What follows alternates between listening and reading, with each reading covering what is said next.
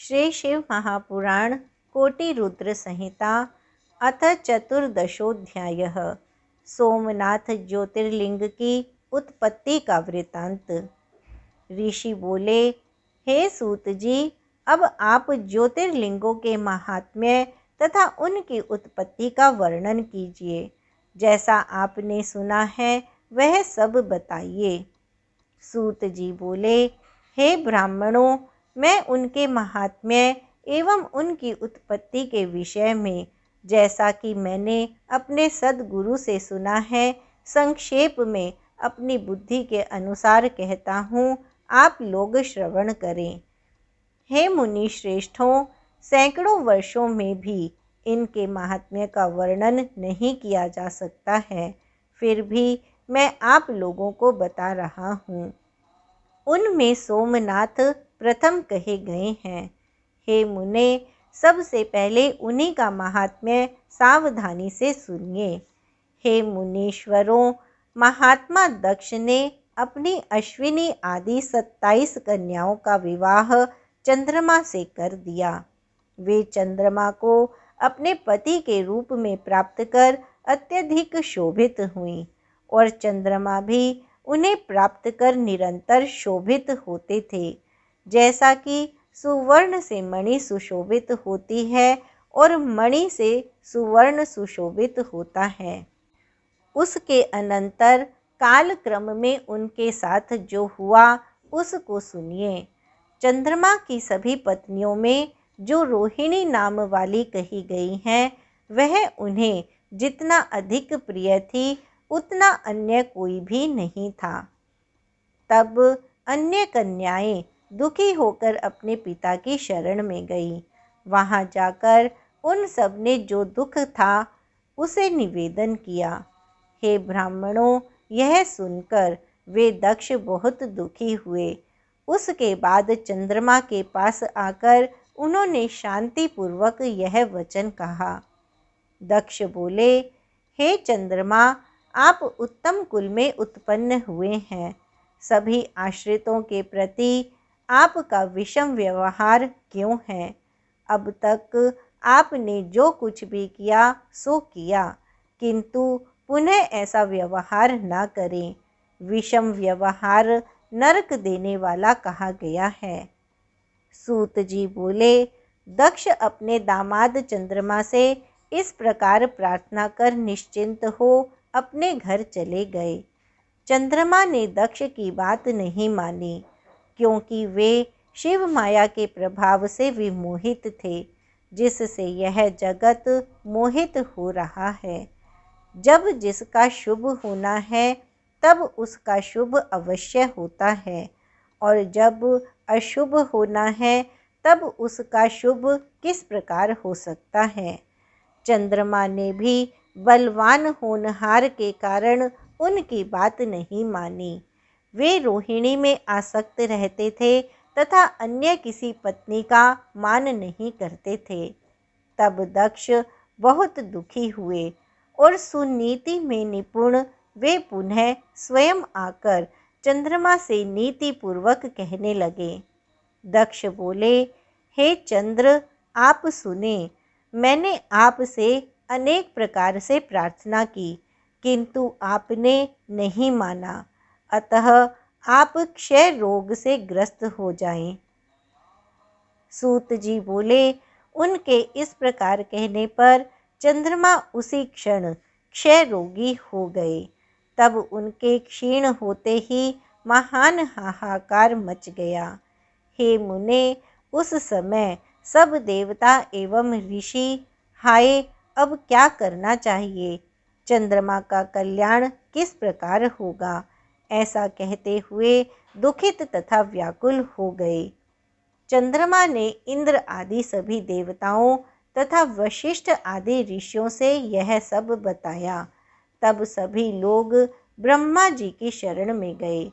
मुने, उस समय वहां जाकर अति व्याकुल हुए देवगण एवं ऋषियों ने ब्रह्मदेव को प्रणाम करके उनकी स्तुति कर वह सारा समाचार निवेदन किया। ब्रह्मा भी उनकी बात सुनकर अत्यंत आश्चर्यचकित हो शिव माया की प्रशंसा कर उन्हें सुनाते हुए कहने लगे। ब्रह्मा जी बोले, अहो, सारे संसार को दुख देने वाला यह महान कष्ट उपस्थित हुआ है। चंद्रमा तो सदा से ही दुष्ट है और दक्ष ने भी इसे शाप दे दिया। दुष्ट चंद्रमा ने और भी अनेक दुष्कर्म किए हैं। हे देवताओं तथा ऋषियों, आप लोग चंद्रमा का पुरातन कृत्य सुनिए। उस दुष्ट ने बृहस्पति के घर जाकर उनकी पत्नी तारा का अपहरण किया था। उसके बाद वह दैत्यों से जाकर मिल गया और उनके पक्ष में होकर देवताओं से युद्ध भी किया। जब मैंने और अत्रि ने चंद्रमा को मना किया, तब उसने तारा को उन्हें लौटा दिया। उसे गर्भवती देखकर बृहस्पति ने कहा, मैं इसे ग्रहण नहीं करूँगा। इसके बाद हम लोगों ने बृहस्पति को ऐसा करने से रोका। तब बड़ी कठिनाई से उन्होंने तारा को स्वीकार किया। बृहस्पति ने पुनः कहा कि मैं इसे तभी ग्रहण करूँगा जब यह गर्भ का परित्याग करेगी। हे महर्षियों, तब मैंने तारा का गर्भ त्याग कराया। मैंने उससे पुनः पूछा कि यह गर्भ किसका है। तब उसने कहा कि यह गर्भ चंद्रमा का है। इसके बाद बृहस्पति ने मेरे कहने से उस तारा को ग्रहण किया।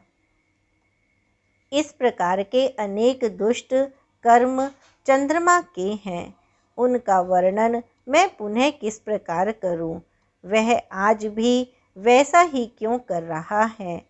अब जो होनहार था वह तो भली भांति हो गया, वह तो कभी अन्यथा होने वाला नहीं है। अब मैं आप लोगों को उत्तम उपाय बताता हूँ, आदरपूर्वक सुनिए। चंद्रमा कल्याणकारी प्रभास क्षेत्र में देवताओं के साथ जाए और वहाँ मृत्युंजय विधान से शिव आराधन करे। शिवलिंग को सामने स्थापित कर चंद्रमा प्रतिदिन तपस्या करे, तब प्रसन्न हुए शिव उसे क्षय रोग से रहित कर देंगे। सूत जी बोले, हे महर्षियों, उन ब्रह्मा जी की यह बात सुनकर वे देवता तथा ऋषि लौटकर वहाँ आए जहाँ दक्ष तथा चंद्रमा स्थित थे। इसके बाद उन सभी देवताओं तथा ऋषियों ने दक्ष को आश्वासन देकर तथा चंद्रमा को अपने साथ ले करके प्रभास तीर्थ में जाकर सरस्वती आदि श्रेष्ठ तीर्थों का आवाहन करके मृत्युंजय मंत्र द्वारा पार्थिवार्चन विधि से शिवजी की आराधना की। उसके बाद विशुद्ध अंतःकरण वाले वे सभी देवता तथा ऋषि चंद्रमा को प्रभास क्षेत्र में छोड़कर प्रसन्नता पूर्वक अपने अपने धाम को चले गए। चंद्रमा ने निरंतर 6 मास तक तप किया और मृत्युंजय मंत्र से वृषभ ध्वज का पूजन किया। स्थिर चित्त होकर चंद्रमा 10 करोड़ की संख्या में उस महामृत्युंजय मंत्र का जप करके तथा मंत्र स्वरूप भगवान मृत्युंजय का ध्यान करते हुए वहाँ स्थित रहे। तब उन्हें देखकर भक्तवत्सल भगवान शिव प्रसन्न हो गए और प्रकट होकर अपने भक्त चंद्रमा से कहने लगे। शंकर बोले, हे चंद्र, तुम्हारा कल्याण हो। तुम्हारे मन में जो अभिलषित हो वह वर मांगो। मैं तुम पर प्रसन्न हूँ। मैं तुम्हें संपूर्ण उत्तम वर प्रदान करूँगा। चंद्र बोले, हे देवेश, यदि आप मुझ पर प्रसन्न हैं तो मेरा कौन सा कार्य असाध्य रह सकता है। फिर भी हे शंकर, मेरे शरीर के क्षय रोग को दूर कीजिए।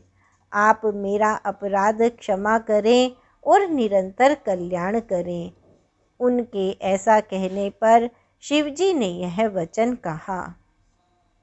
शिवजी बोले, हे चंद्र, एक पक्ष में तुम्हारी एक एक कला प्रतिदिन क्षीण होगी और पुनः दूसरे पक्ष में क्रमशः वह कला निरंतर बढ़ेगी।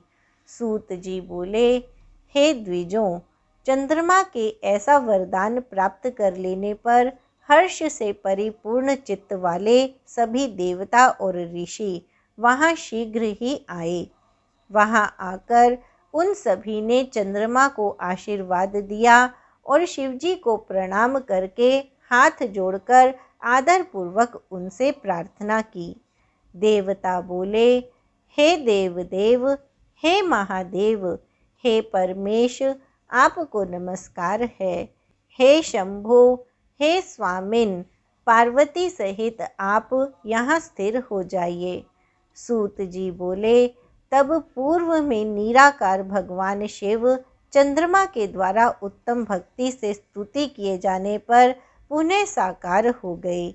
देवताओं पर प्रसन्न होकर वे शंकर उस क्षेत्र के महात्म्य के लिए तथा चंद्रमा के यश के विस्तार के लिए वहाँ उन्हीं के नाम पर तीनों लोकों में सोमेश्वर नाम से विख्यात हुए।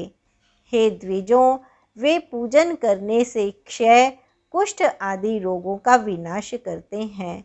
ये चंद्रमा धन्य है, ये कृत्य है जिनके नाम से स्वयं जगन्नाथ शंकर जी धरातल को पवित्र करते हुए यहाँ स्थित हुए। वहीं पर देवताओं ने चंद्रमा के नाम से चंद्रकुंड की स्थापना की, जहाँ शिव तथा ब्रह्मा का सम्मिश्रित निवास माना जाता है। पृथ्वी पर प्रसिद्ध वह चंद्रकुंड समस्त पापों का नाश करने वाला है। जो मनुष्य वहाँ स्नान करता है वह सभी पापों से मुक्त हो जाता है। उस कुंड में 6 मास तक निरंतर स्नान करने से क्षय आदि जो भी असाध्य रोग हैं वे सभी नष्ट हो जाते हैं। प्रभास तीर्थ की परिक्रमा करके शुद्धात्मा मनुष्य पृथ्वी की परिक्रमा करने से होने वाला फल प्राप्त करता है और मरने पर स्वर्ग में प्रतिष्ठा प्राप्त करता है। सोमेश्वर लिंग का दर्शन कर मनुष्य संपूर्ण पापों से मुक्त हो जाता है और इस लोक में मनोवांछित अभीष्ट फल प्राप्त कर मरने के पश्चात स्वर्ग को जाता है। मनुष्य जिस जिस फल को उद्देश्य करके इस उत्तम तीर्थ का सेवन करता है वह उस फल को अवश्य प्राप्त करता है, इसमें संशय नहीं है। सोमेश्वर के उस प्रकार के फल को देखकर वे देवता एवं ऋषिगण प्रीतिपूर्वक शिवजी को नमस्कार कर क्षय रोग रहित चंद्रमा को लेकर उस तीर्थ की परिक्रमा करके उसकी प्रशंसा करते हुए अपने अपने धाम को चले गए और चंद्रमा भी अपना पुरातन कार्य करने लगे। हे मुनीश्वरों, इस प्रकार मैंने सोमेश्वर की उत्पत्ति का वर्णन कर दिया। सोमेश्वर लिंग इसी प्रकार प्रकट हुआ था। जो मनुष्य सोमेश्वर लिंग की उत्पत्ति को सुनता है अथवा दूसरों को सुनाता है उसकी सारी कामनाएं पूर्ण हो जाती हैं और वह सभी प्रकार के पापों से मुक्त हो जाता है। इति श्री शिव महापुराणे चतुर्थयां कोटिरुद्र संहितायां सोमनाथ ज्योतिर्लिंगोत्पत्ति वर्णनम नाम चतुर्दशोऽध्यायः।